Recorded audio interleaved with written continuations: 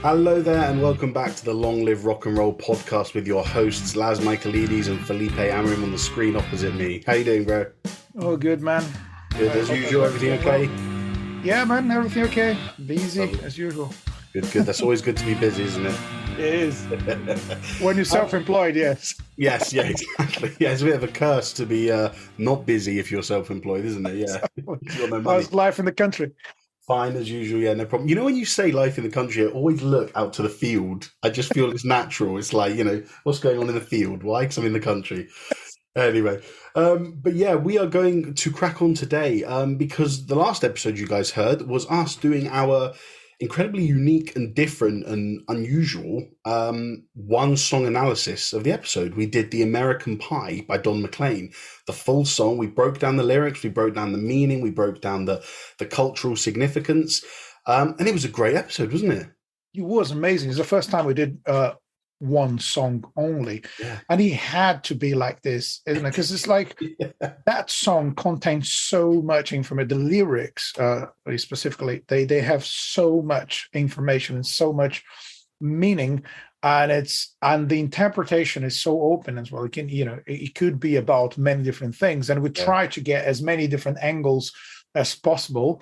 But we knew that song was worth of an episode, not just a part of an episode. Yeah, it would be impossible to do. It would be impossible to do that song and the rest of the album. So imagine, and it's actually interesting now to continue with the album, because the rest of the album has nothing to do with that song, in my opinion. Yeah, well, yeah. I mean, there's parts which I think, lyrically and thematically we can sort of link together. But you're right, in terms of celebrating or observing the cultural breakdown of America over a decade, none of the songs come close, do they?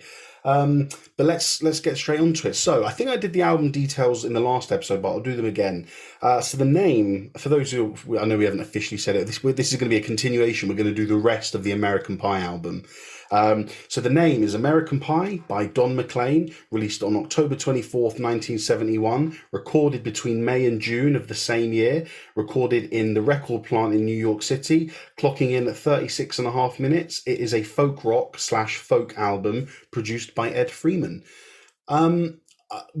We've said the point of the episode obviously is to go straight and do the rest of the songs, but is there anything you did want to say about American Pie, having done that thing 2 weeks ago? Any other bits you had to think about, or any new thoughts come to your mind? I think it's really relevant that it was a number one album. That's a big thing, and it was his second album. Mm-hmm. So there was a certain pressure from the label to do it as quickly as possible, because the first album was doing all right. He was a support act for Steppenwolf, so it's a complete different kind of music. So because he was not that famous, and the first album did well, so he was starting to climb the ladder of rock and roll stardom. But it's just he felt like he wasn't really part of it. How can you be a support act from a hard rock band if your music is way too folk, but you're not folk enough to be a folk artist? So I think Don McLean was in a difficult position musically by the time the album was released, because he still had something to prove. He needed a great album, and so that's what I think. That's the context in which the album was released. So and he went gold in 6 months and stayed 1 year on the charts, and it's incredible. If you big, That's good points you said. I mean, sort of looking at the context musically of what he had to deliver for the label and everything. But in terms of personal context, I want to draw a bit on that, because there's some really interesting stuff. So in 1969, he got married, as he was very, very lonely. These are his words, I believe. He was very lonely, and so he got married. And I don't think he thought straight away that this was the right relationship for him. But because of his loneliness, because of his sadness, he did get married. Come back to that later, I'm sure, with some of the song lyrics. Now, musically, he was influenced by quite a few bands and acts. So he spoke particularly, I saw an interview with him where he really loved the old jazz singers. He was influenced by Nat King Cole, Frank Sinatra, and Ella Fitzgerald. But in particular, he was influenced by their slower songs and the way that they express themselves through singing slow songs. And I find that interesting that he takes from three jazz singers an influence of singing, but only slower songs, which I found quite unusual. We'll see if we can draw on that later. He was also influenced by a band called The Weavers, who were, I'm not entirely sure, they're like a 50s act. And he called them and he got to know about the band by chatting to them on the phone, because in those days in America, all you had to do was look up in the phone book the name of the musicians and you'd be connected. And so this is what he did. He phoned them and he had some conversations with them. He also wrote to country artist Pete Seeger because he was very interested in the lyrical content of Pete Seeger's music. And in particular, he wrote to him and said, "Pete, why do you support communism?" And Pete Seeger replied back, and between them they opened up a dialogue, and then they became friends. And then Don McLean became Pete Seeger's guitarist. Oh, wow. He was like a protege. He was like Pete Seeger's, 2.0 in training. And then, so that's how Don McLean got involved in the music industry, by playing with Pete Seeger. But I just found that so cool that he wrote a letter saying, "Hold on, let's talk about politics. Why are your politics like this? Talk to me." And isn't it great? Because, we see so much division nowadays in politics and throughout the world. And, there's a big argument here. We are a music podcast, not a political podcast, so we won't go too deep. But there's an argument that the governments want us arguing between ourselves. They want the Democrats and the Republicans arguing. They want the Conservatives and the Labour arguing. But regardless, there is so much argument and division because of politics these days that I really love that was just a scenario where the guy went, "Hold on, I don't agree with you. Why do you support this?" And the guy saying, "Well, just because I do, because of this reason and that reason. Let's be friends." Yeah. And isn't this one of the most important things about music and art? Is this amazing connection that music builds between people? Like it's just, all right, I can have I can have a different political view than someone else, but we might like the same artists. Yeah. Yeah. Or I might even enjoy a band or a singer that is expressing in their lyrics a political view that I do not agree with, but I love the bass line. Yeah. Exactly, So that kind of stuff. So the thing about music is it's meant, I agree with you, although we keep saying, yes, let's not talk, politics or religion or whatever. But in the end of the day, music is about all of that. And I just think there's a room for everything in music. There's endless possibilities of topics to talk about, and nothing should be avoided. If you want to talk about something, I mean, especially if you're playing rock music, you should be able to say whatever you want to say. But what you're saying about these guys having a conversation, like, wait a minute, you have a certain view that I don't understand. Can we talk about it? Also, can we be friends, even if it's not the same thing that I believe, whatever. And I think that's it's kind of missing nowadays, sadly. People take different views, and they think everyone who thinks in a different way is an enemy. So why not use music as a conversation starter? So you can exactly find whatever you like. There's the same for the other person. So connecting this to the album, there is a lot of history, politics, religion, all of that in his music. Don McLean was talking about life and all aspects of it. So all of that is So his music is influenced by the whole scenario and everything that was going on in America at the time he wrote the songs. What I believe is different from the second song onwards is I think he put so much effort into American Pie, and he wanted the song to be about a whole decade of history and music, and it's so deep and so, I don't know, serious in a certain way. It's not a song. It's a song that makes me think. It's not a song that makes me want to dance. So although there's it's kind of up tempo at some points, but and little bits of humor, as we discussed last week. Yes, exactly. One line or two lines of humor. Yeah, but one thing I felt like after arranging that song with so many tempo changes, so many variations in different parts. I think he wanted the rest of, probably, I don't know, just guessing, he wanted the rest of the album to be simple and straight to the point. That's how I feel about it. All the other songs are a lot shorter than American Pie. American Pie is like 8 minutes, over 8 minutes, isn't it? And there's loads of 2.5 minute songs in the album, so they're really short, straight to the point, and the arrangements are quite, I don't know, empty. Can I use that? I mean, that word. It's really, really, really empty in a certain way. They're not as busy as American Pie, and they're not full of unpredictable parts, isn't it? Even the other up tempo song on the album, what's it called? Everybody Loves Me, Baby. It's still much sparser, much more empty than American Pie, isn't it? I mean, you've got that lovely kind of rockabilly mixed with rock and roll sounding thing. I think I read that I was watching the classic albums version, or the classic albums episode of this album. And they said that they wanted, I think it was this song that they wanted, it's purposefully sloppy because they wanted it to sound like they were having a party. Everybody Loves Me, Baby. So they were like, I was, the bassist, like, was I in time? Don't worry. Like, it's okay. We want it sloppy. We want to have it like a party. But as the only other up-tempo song on the album, it doesn't meet the standards of American Pie, obviously, but then again, what does? But it's just a simple rock and roll tune, isn't it? Nice, simple country rockabilly. It is. I mean, it's interesting. Like, I love that we can just pick in a song and start from it because, like, as you've mentioned, there's one. I've got to say, it does remind me of Bob Dylan. Okay. The vocals, like the melody, the simplicity of the melody, and it's kind of folk vocals with rock and roll arrangements. That's how I felt about it.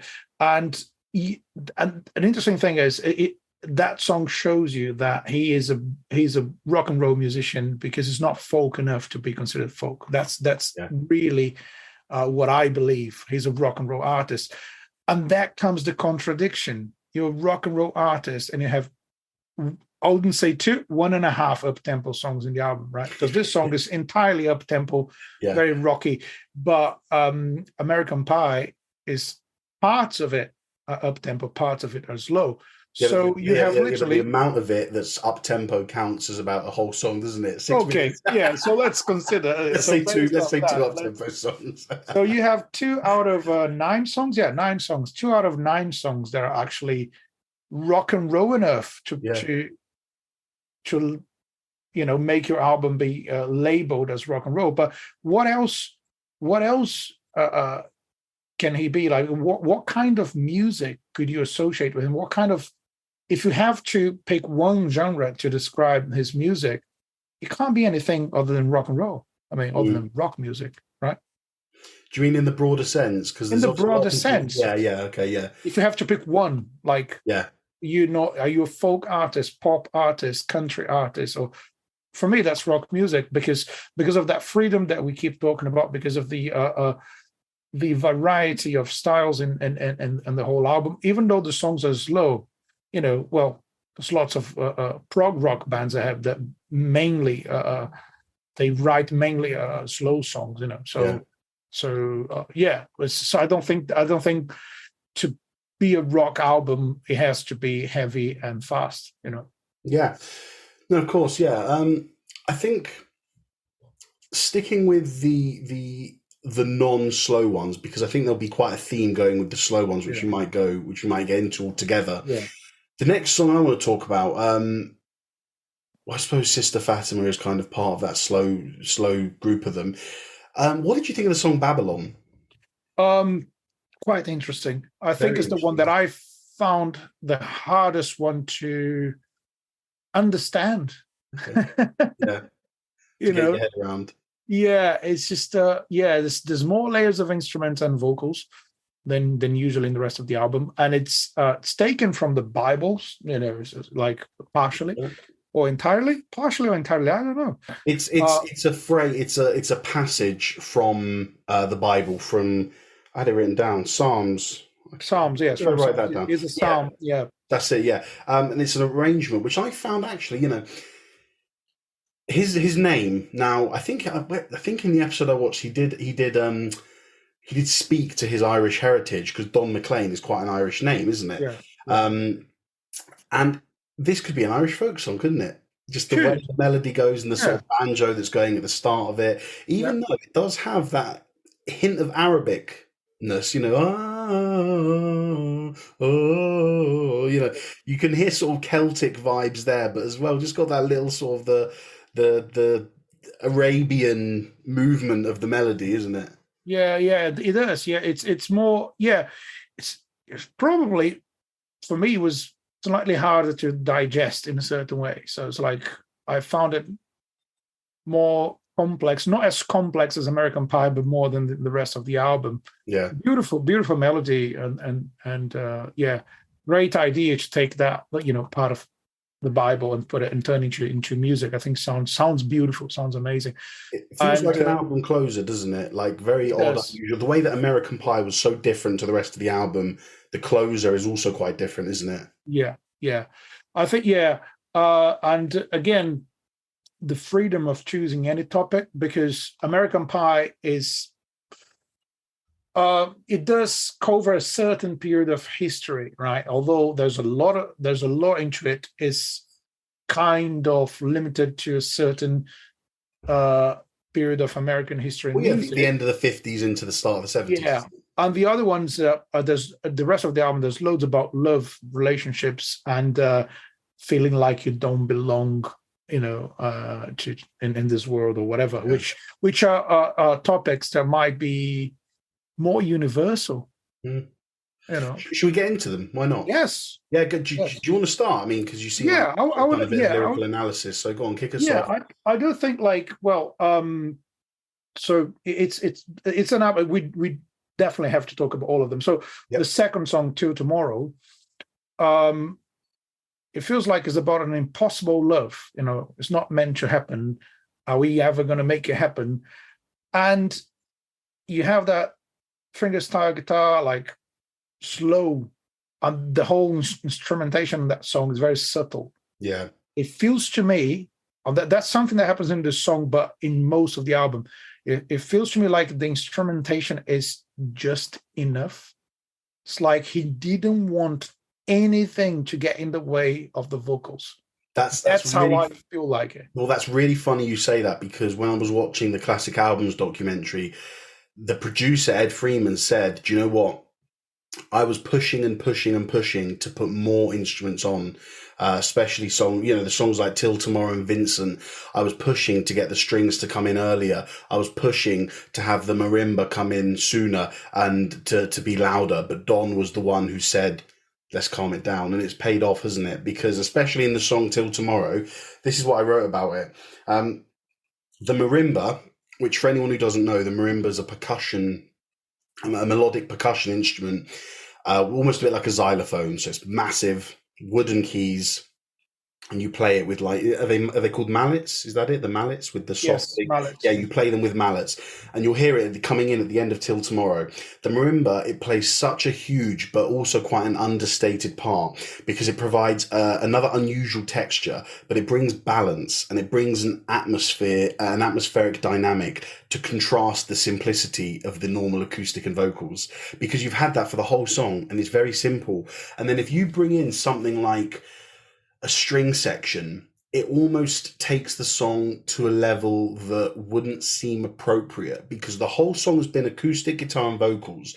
So bringing in orchestral classical music, it's like, okay, well, now we're taking this song to a different level. Whereas this, to keep it subtle, to keep it understated, they just brought in that little, the little marimba pop. Yeah. It's just so beautifully done, isn't it? Sometimes an instrument would appear in a song in this album just to play a short phrase, and then that's it. Yeah. And I think that's simplicity in music and music production is really, really hard to achieve. Yeah. Because you might end up sounding just empty. You've said it. Empty, yeah. But there's an emptiness to this album that is intentional and well done. It's not like, oh yeah, we're just being lazy with arrangements. No, they tried stuff and they ended up choosing only what is strictly necessary to enhance the message in the song. That's how I feel about most of the album, if not all of it. Well, there's two quotes. With American Pie is more like this, like an epic kind of. Yeah. Want it to be full on. Yeah, with the And the piano. rest of the album is like, you know what? I even feel like if you remove everything from the album, not talking about the first song, talking about everything but American Pie. If you remove every single instrument and leave acoustic guitar and vocals, it would still be a great album. And that's not something you can say about many rock albums out there. No, you're right about that. I completely agree. There's two quotes that I want to say regards to this. The first one is an obvious one. It's quality, not quantity. So it's not the amount of instruments you put in, it's the quality of the ones you do keep in. Yeah. And my favorite quote in all of music, which I've said quite a few times on this show, and I'll say again, I suppose it still applies. It's not the notes you play, it's the space you leave. Yeah. And that's that same principle applies for production.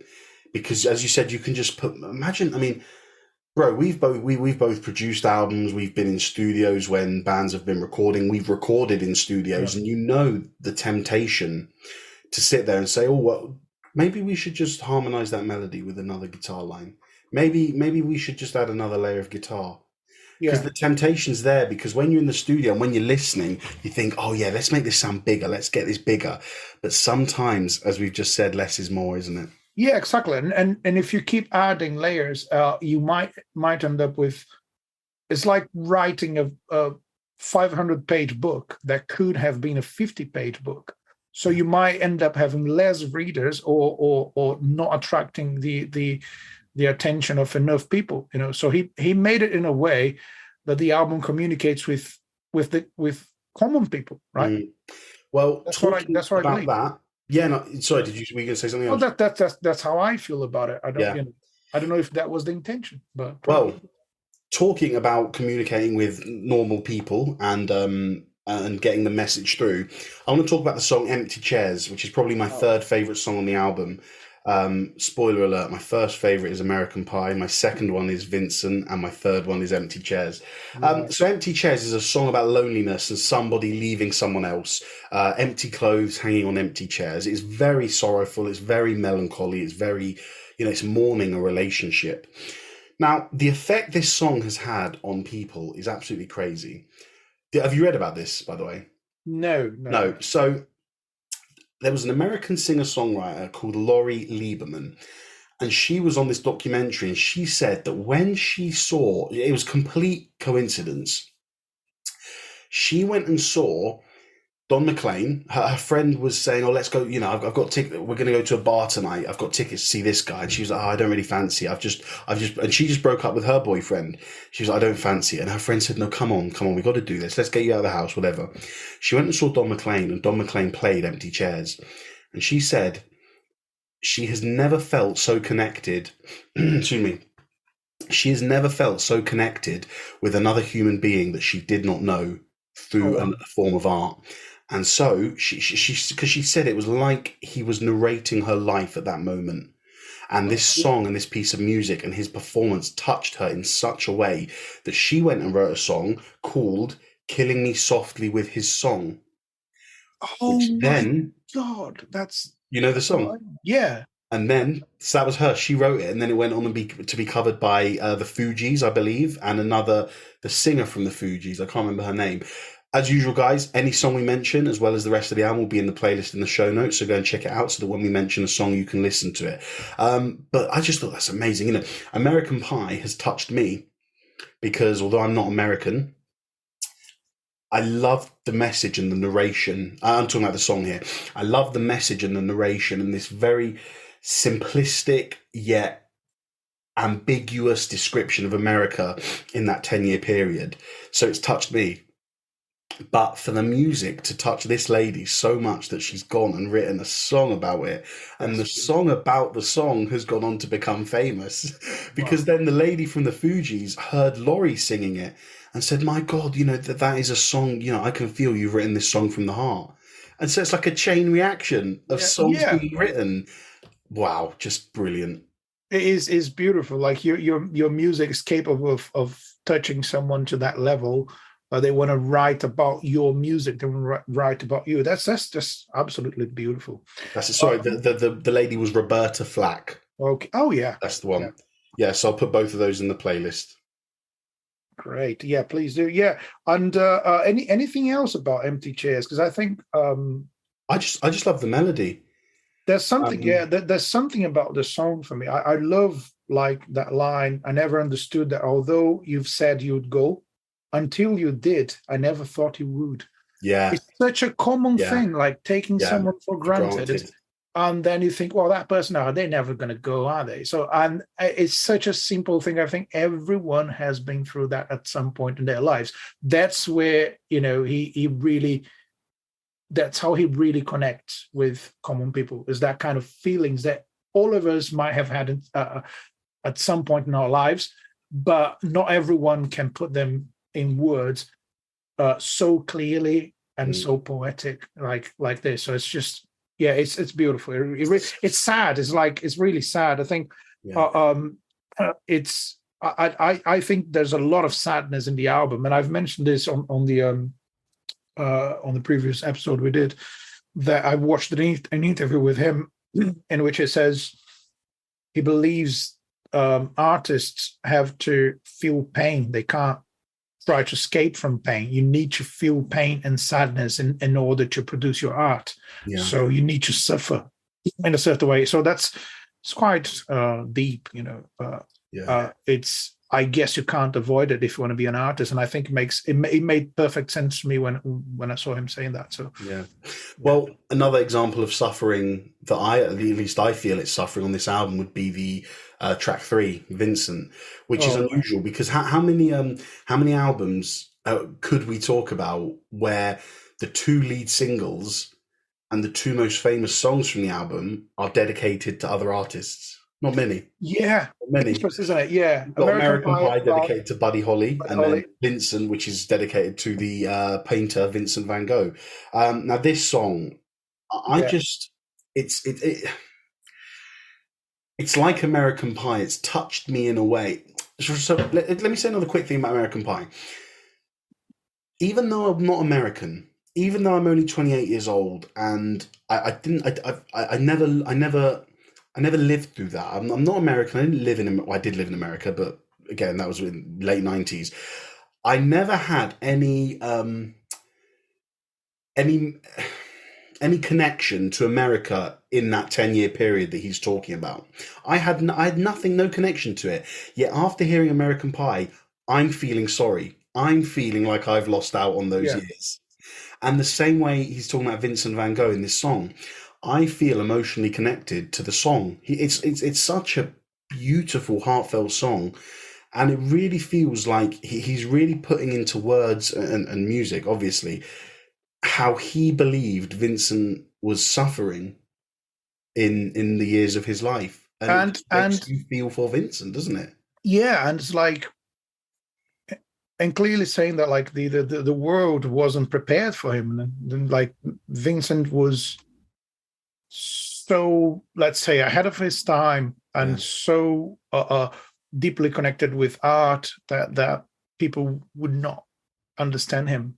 I mean, maybe not even after he died. So it's sad and it's beautiful. I think so. He wrote the song after reading a book about Van Gogh, written by his brother, and really? And then he had the idea. Wrote the book.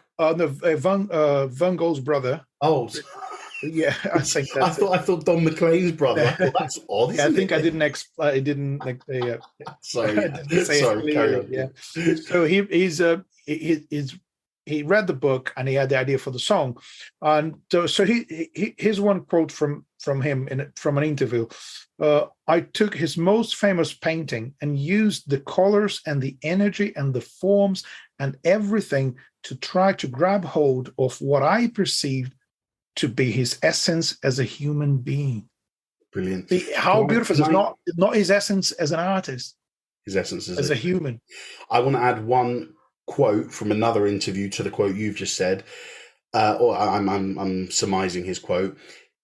Don McLean wanted so when he wrote this song, he was looking at the painting of Starry Night by Vincent, obviously, and he wanted to let his imagination and musical ability take him. As you've said, he wanted a feeling of wind going through the song and airiness flowing through his music. Now, when you see a painting as beautiful as that one, and you think, try to write any sort of description of a beautiful painting, because for me, writing about paintings is really harder than having a podcast about music. Yeah, exactly. Because you can discuss music for hours. It's fun. It's easy to talk about at some points. But to describe a painting, it's hard work. Imagine writing a song about a painting and actually try to explain how you feel about the artist's feelings. You're describing someone else's feelings based on what they've painted, based on a vision. So for me, this song is an artist connecting with the soul of another artist through his work. Wow, great point. It's just absolutely beautiful. Yeah, fantastic. That's a really good point, man. One thing I wanted to talk about this song as well was isn't it just like a lullaby that you might hear at night? I can just imagine, I can imagine it being the song that a lot of fathers might sing to their kids before they go to sleep. Talking about the instrumentation. So this is what I also got from the documentary. Check out all the instruments that were added: harpsichord, oboe, harp, strings. All of these were added. And here's a quote that they said. The producer Ed Freeman said, "We had to record it all to know what to take out." Oh, wow. So that's like the furthest extent of our quote, isn't it? It's like less is more, but let's put more in so we know how much less to finish it with. I'll tell you this, and that's for anyone who's not familiar with recording and producing music, that's more common than you might think. To the point, I was watching an interview with one of my favorite drummers, Abe Laborio Jr., who plays drums for Paul McCartney, also played with Sting and loads of famous artists. He said that about 75% of everything he recorded has never been released.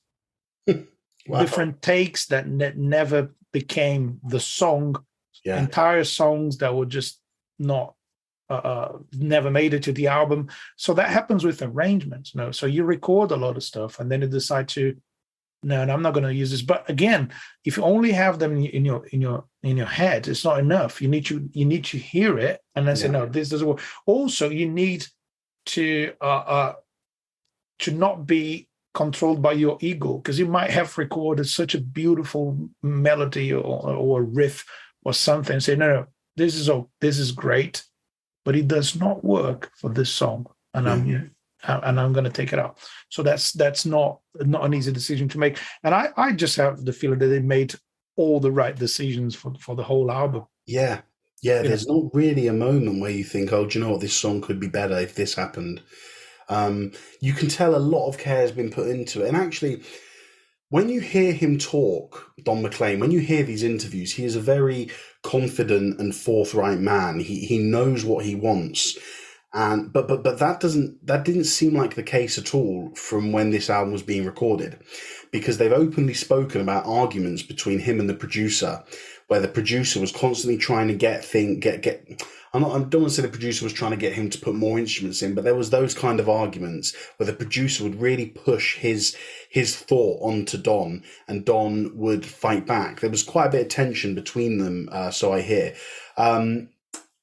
But great albums are usually a good result of conflict, isn't it? Yes, exactly. So you just everyone is trying to maybe impose their ideas or have their ideas as the final product, but it might not work. And if there's no conflict, if there's no argument and no contradiction, then you might not achieve a good result. If you just go with the first idea, and if everyone just says, let's just follow this one guy and never question anything, so that might not be good enough. So exactly. Moving on, we've got two more left to do, I think. We've got Sister Fatima and The Grave, unless there's any others I haven't. There's a lot of we didn't talk about all of them, but I actually want to talk a little bit about this the song Crossroads. Oh yes, we forgot. Yeah, sorry, my bad. Yeah, go on. Yeah, because we're not following the order, so Just we go might forget a couple of things. Crossroads for me is there's a lot about, and I don't have the lyrics right in front of me now, so which is good because I'm gonna tell you my impression of it, what I actually believe it is. So it has to do with feeling like you don't belong in your reality, and you've heard of people like you, but you never met anyone like you, and then you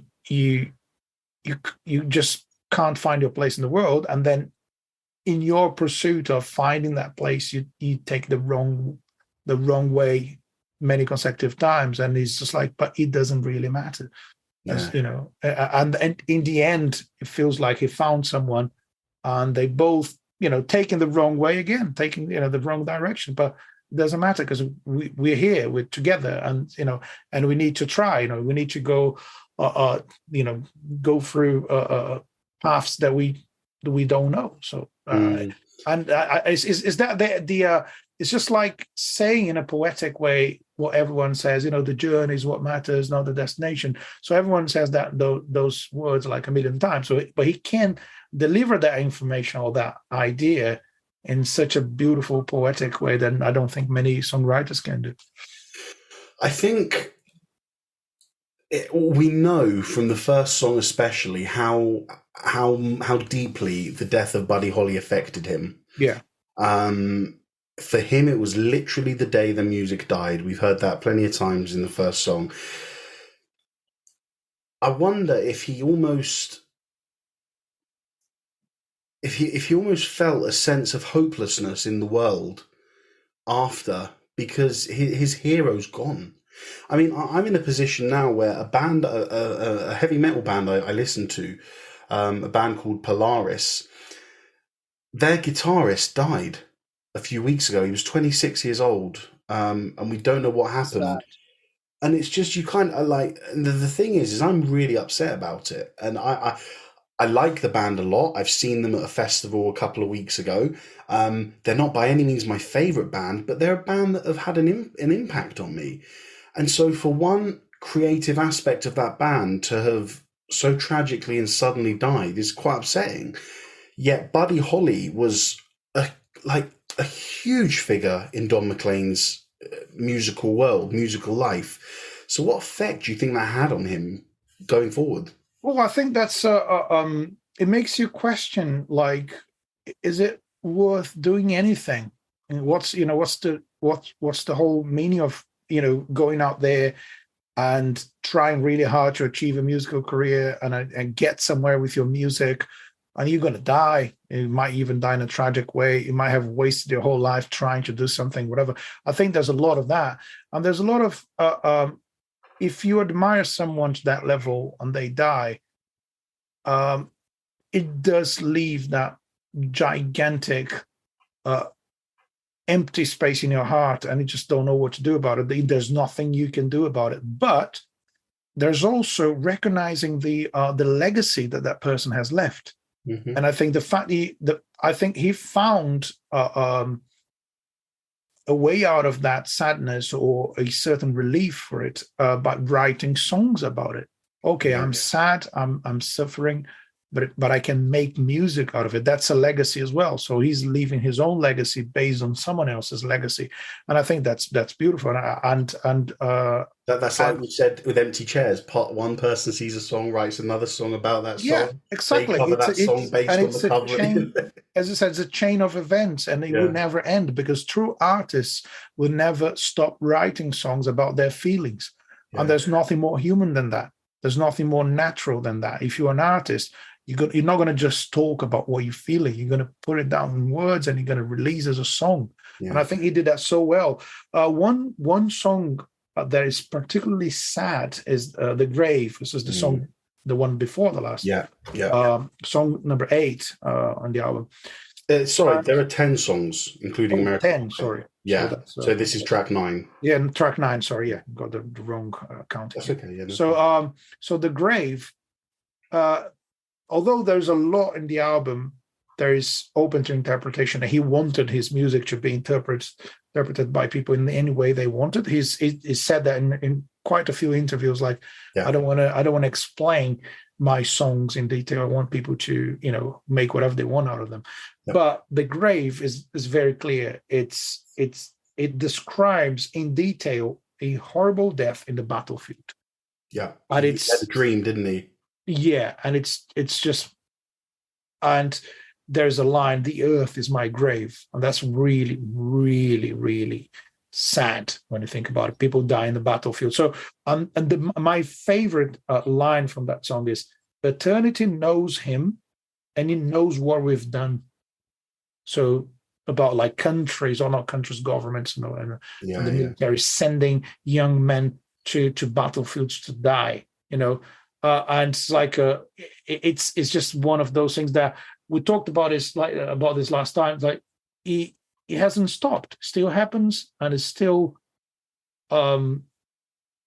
shocking to me that people die in battlefields up to this day, and it seems like there's no end to this.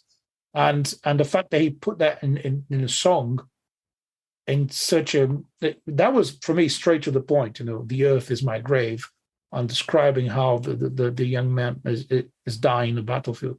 It's sad, but it's like, the thing is, why maybe I would avoid writing about this, because it's so, I don't know if I could. I don't know if many people could write about such a sad story and make it sound beautiful. He makes Don McLean's music turn sadness into something beautiful. That's a really great point. That's a lovely quote there, because it really does. This song he wrote, if I'm not mistaken, about the Vietnam War, obviously, because we're at the height of the war at this stage, 1971. I've said this loads of times recently, because we've done quite a few albums about America during the 70s, so Vietnam comes up a lot, and I'm watching this really fantastic documentary by Ken Burns on it called Vietnam, or the Vietnam War or something, and just gaining an insight into all the stuff that went on outside of Vietnam in terms of the politics behind it. And you can see why people like Don were upset about what was going on. He was sent. He went to be drafted into the war, but he got sent back because of his asthma. Oh, wow. So he didn't go to fight. And I think in the weeks after that, when don't quote me on this, because I'm most definitely not correct. I'm just saying what I've interpreted. I think in the weeks after he came back, he felt a sense of guilt because he was seeing on the news all these people his age dying, and he had a dream about an Irish soldier. An Irish American soldier who went to Vietnam and died on the front line within like a week. And that's where the song came from. Yeah, the earth is my grave, or something. Yeah. Deep stuff, isn't it, man? Really. There's I think this album is mostly sad, but there's a certain balance. Some parts of the song "American Pie" and some other parts of the album are a bit more like optimistic and happy, I would say. But for me, it feels mainly like about sadness and hopelessness. But I was listening to this again this week on headphones. So I was listening to it today on headphones, traveling around town on the underground, and you can't think of something less poetic than being on the underground in London. It's the wrong kind of music, isn't it?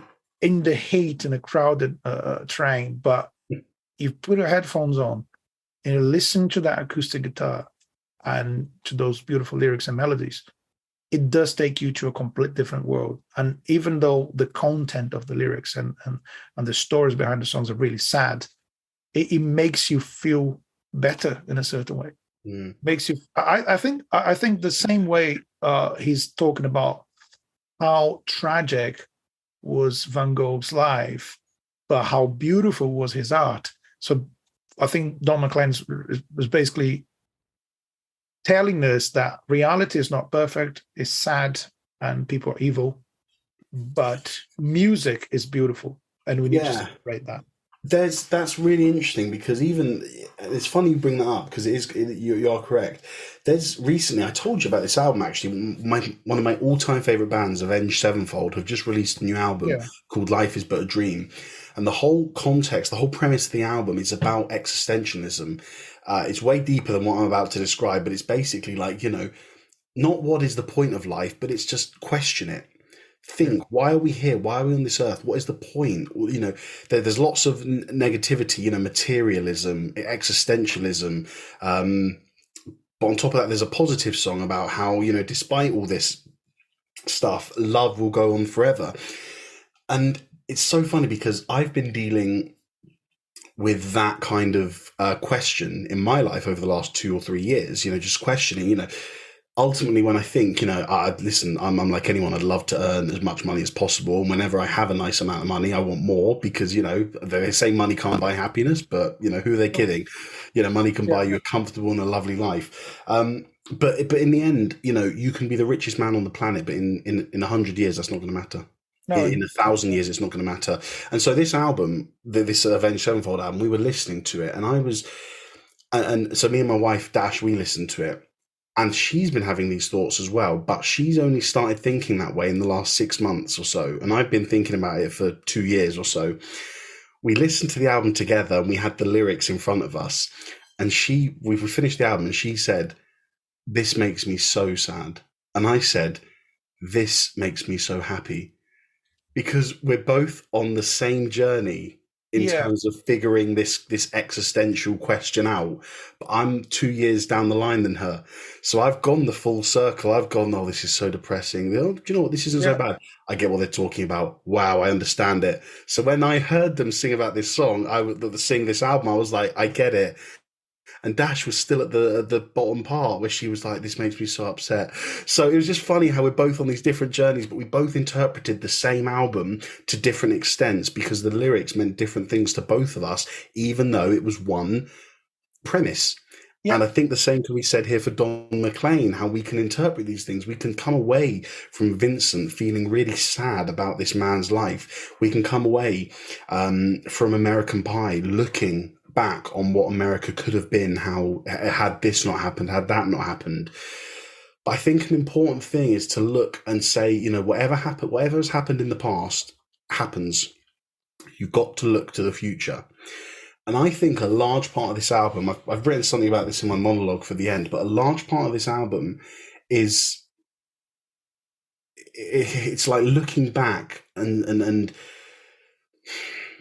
looking at what could have been, but at the same time saying, this is what's here now. Let's look at this, for example, okay?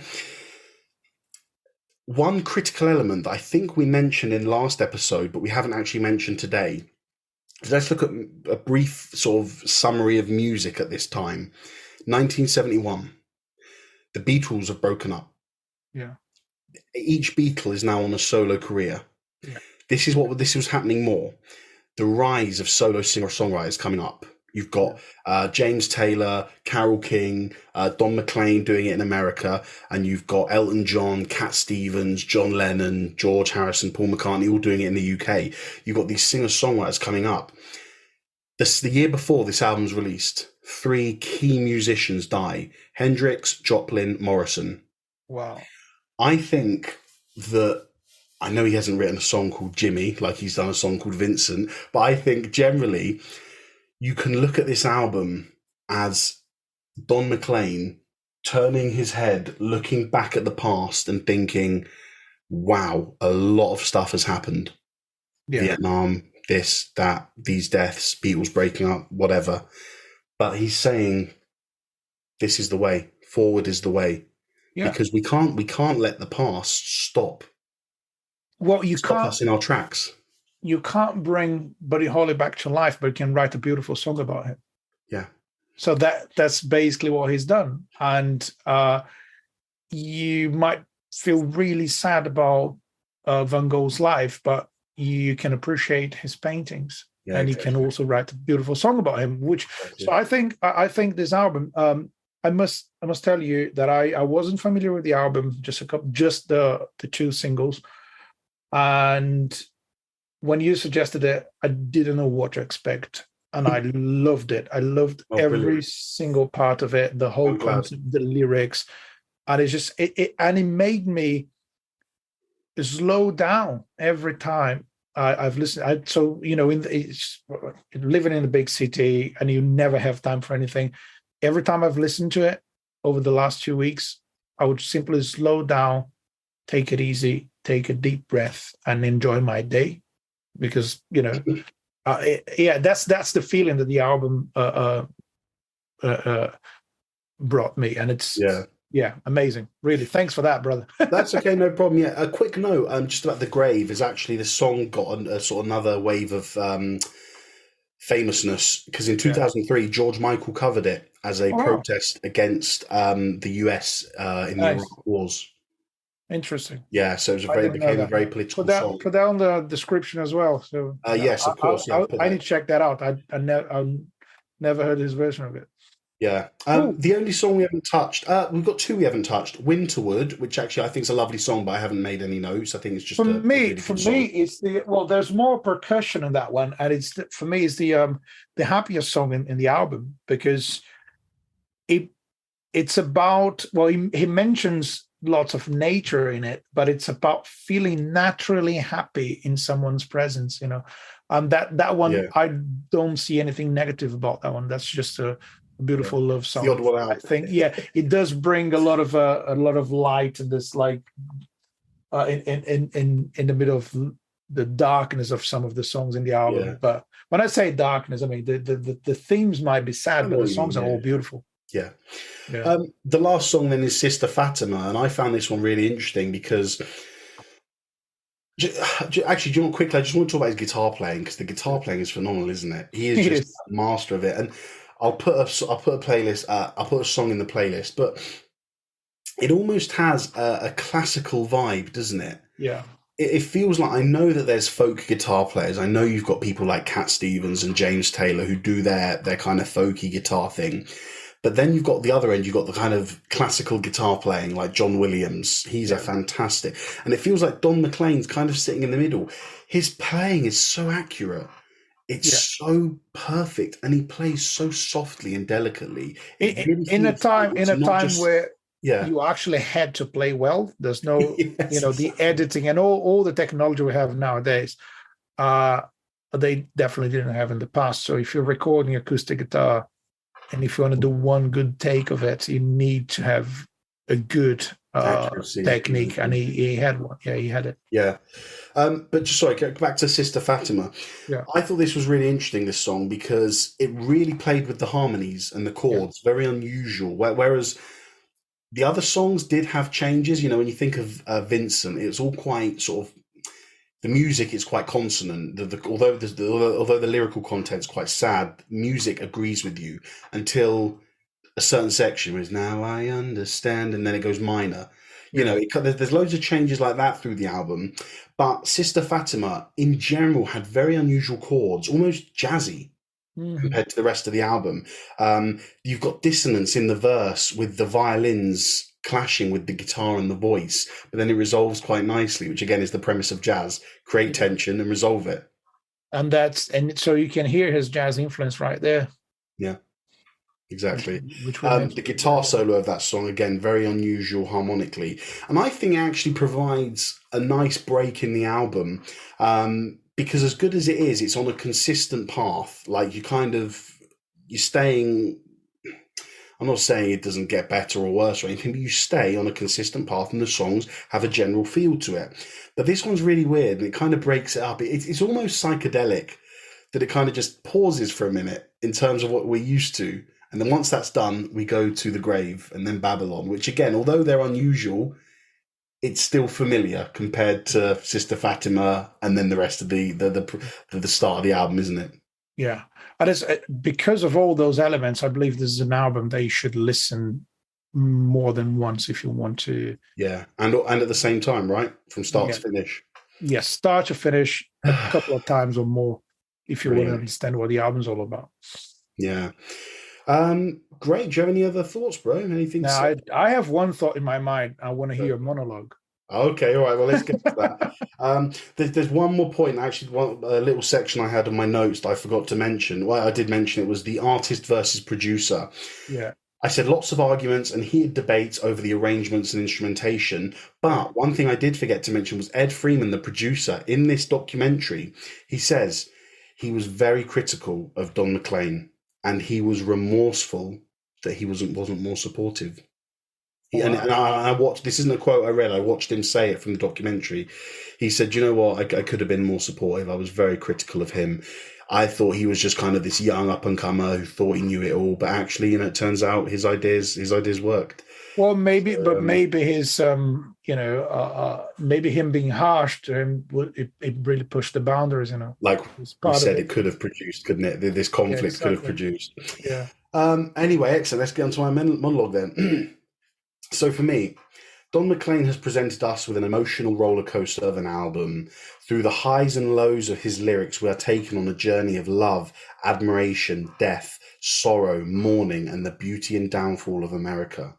Whilst it's quite a melancholy album, there are also lots of positives in there too. I think the album has a general theme / feeling of looking back on days gone by with fond memories and not knowing what the future holds. For example, the breakup of the Beatles, the deaths of Hendrix, Morrison, and Joplin, the Vietnam War, but turning to see the fresh pastures up ahead in the future. For me, the softer songs, American Pie excluded, are the highlights. The first reason for this is the tone of his voice. It's just so soft, warm, comforting. And secondly, the melodies. They're never as simple as other melodies in this genre, in this kind of Americana singer-songwriter genre. They always take you on a journey. I find them so interesting. And my favourites are American Pie, Vincent, and Empty Chairs. It feels like a humble album. It doesn't feel like he has tried to change the course of music with this album, yet the results and inspiration this music has given to countless other songwriters speaks for itself. A remarkable album, and if we're being honest, it probably stands up as the elite because it's got that one song, American Pie, on there. But if you dig deeper and you look into the lyrics, you'll see that lyrically and musically, this album really is one for the ages. Amazing. I think, again, you were spot on with that, and Thank you. and I see. I think you captured the balance that the album represents between sorrow and hope. Yeah, and that's it, isn't it? Because, like, we've said it, we don't need to repeat it, but whilst we can let the past dictate how we feel now, there is the future to look ahead to. Yeah, it's so cool that you say that, like looking at the window, Yeah, staring at the views. I know. Yeah, that's it, isn't it? Yeah. But it does make you think, doesn't it? It's just, we're not sat here regurgitating stuff. These are our thoughts that we've come up with, and these phrases that I'm saying, like, the font days gone by, these have just come to me. It's not scripted. Yeah, an album like this, you can't make you might try to make a technical analysis of it, but it's just pure poetry to me. It's literally how it makes you feel, isn't it? Yeah. How it makes us as individuals feel. Someone who doesn't like this music might have a different thing from it. Someone who loves Don McLean and everything he's done might have a different interpretation than we do. But us, just having heard this one album, with the research we've done, with what we did about American Pie, the song last week, this is our takeaways from it. And that's rock and roll. We hope you enjoyed this journey with us. It feels quite deep. I feel quite emotionally exhausted. So let's talk about something lighter now. Let's say I just want we said this a million times. So if you're listening to us, find us on the internet. Yeah. Everywhere, do what Felipe said. Make us happier now, because we're a bit down after talking about American Pie. So if you can make us happier by going and give us a review on Spotify or Apple Podcast, then that would be greatly appreciated, and the smiles will come back on our faces. Exactly. But in all seriousness, guys, thank you for tuning in again and listening to another episode. Also, if you're watching on YouTube, we hope you're enjoying it. We've got this new layout now. We're a few episodes in, where you can see. I'm gonna I'm going to anticipate where I'm going to be on the screen. So I'm going to say, well, you can see the episode title up here, and you can see our social media stuff down there. We hope you like the new layout and the new thumbnails and titles we're doing and everything. We're really glad and happy to sort of re-energize our YouTube channels so that those who prefer visual experience can sit and see our faces whilst we chat, and it's just a bit more involved than just sitting and listening. So yeah, go ahead over to YouTube, hit like, hit subscribe, and you'll never miss out on an episode. So yeah, once again, thank you for joining, everyone. Thanks for listening, thanks for watching, and keep on rocking, everyone. As usual, guys, take care and long live rock and roll.